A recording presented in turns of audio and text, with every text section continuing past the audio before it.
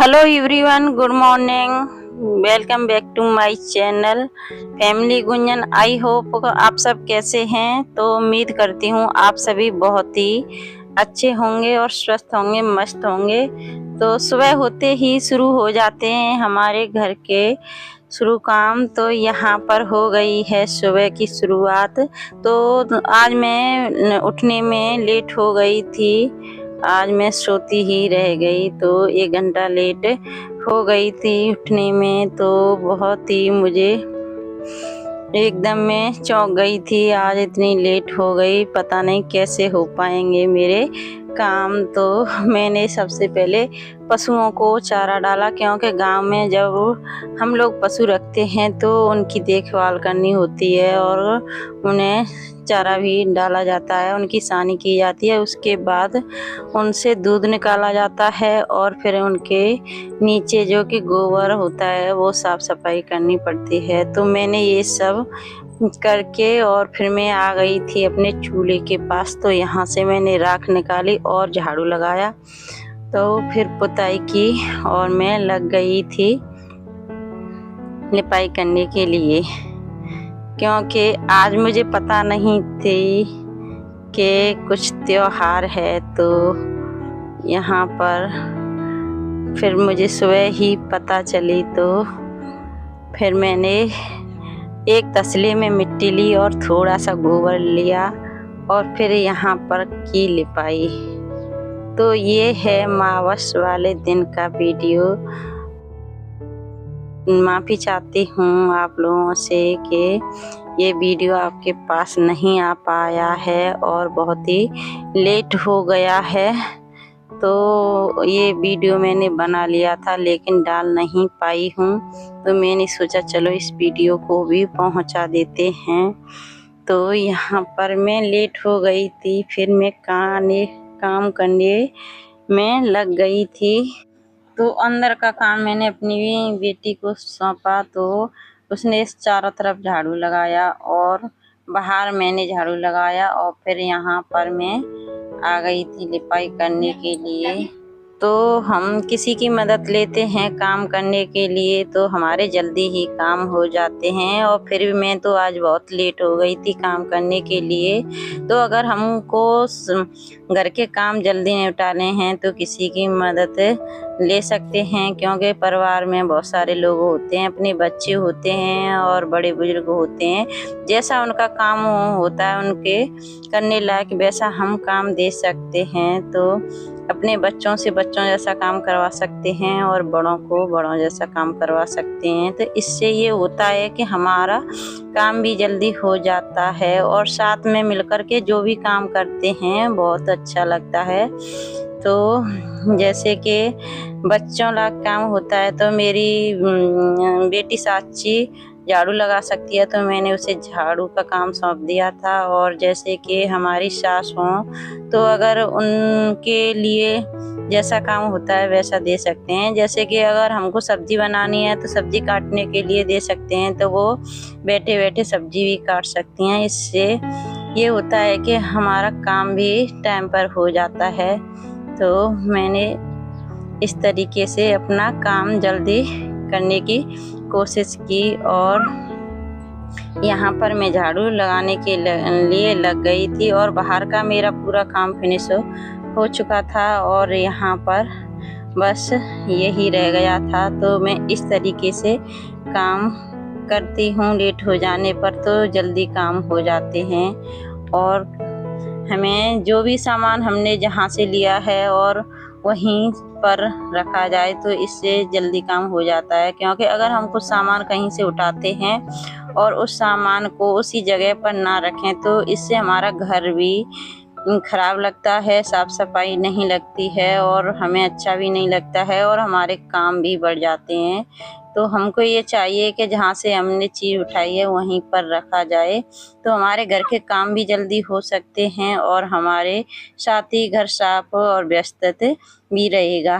तो ये तो दूसरा था। और अगला हम पॉइंट बताते हैं आप लोगों को कि अगर हम मल्टीटास्किंग के साथ काम करें तो ये हमारे लिए बहुत ही अच्छा होता है। जैसे कि अगर हमने सब्जी बनाने के लिए रख दी है और हमारा कोई दूसरा काम है, गैस पर हमने सब्जी बनाने के लिए रख दी है।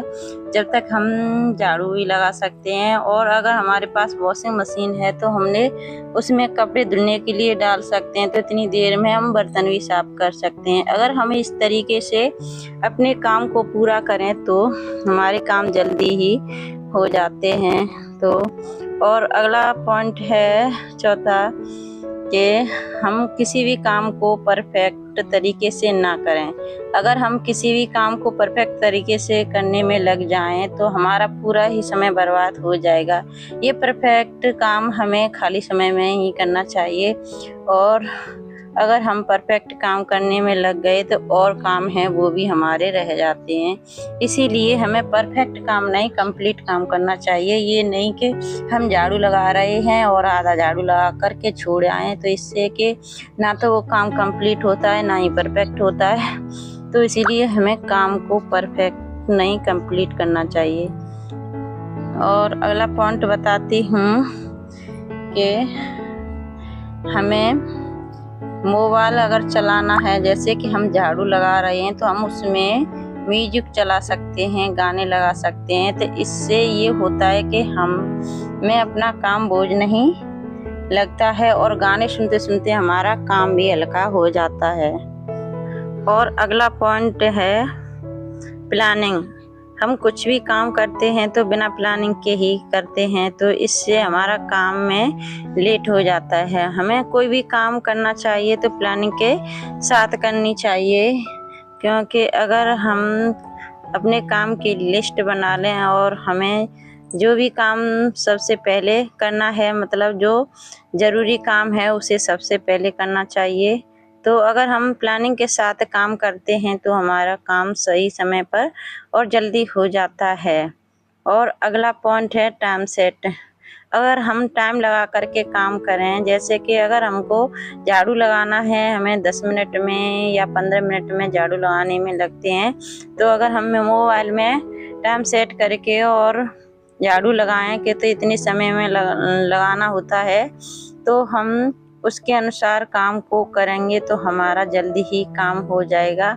और जैसे कि हम बर्तन 10 मिनट में साफ कर सकते हैं, तो इस तरह से हम टाइम के साथ काम करते हैं, तो उसी टाइम लिमिट में काम करने की कोशिश करते हैं, तो इससे भी हमारे जल्दी काम हो सकते हैं। तो और लास्ट में एक और पॉइंट बताती हूँ कि अगर हम रोज़ थोड़ा थोड़ा काम करते हैं तो इससे भी जल्दी काम हो जाता है। हम अगर इकट्ठा करके काम रखते हैं तो उससे हमारा मन घबराता है कि इतना सारा काम है और कैसे होगा।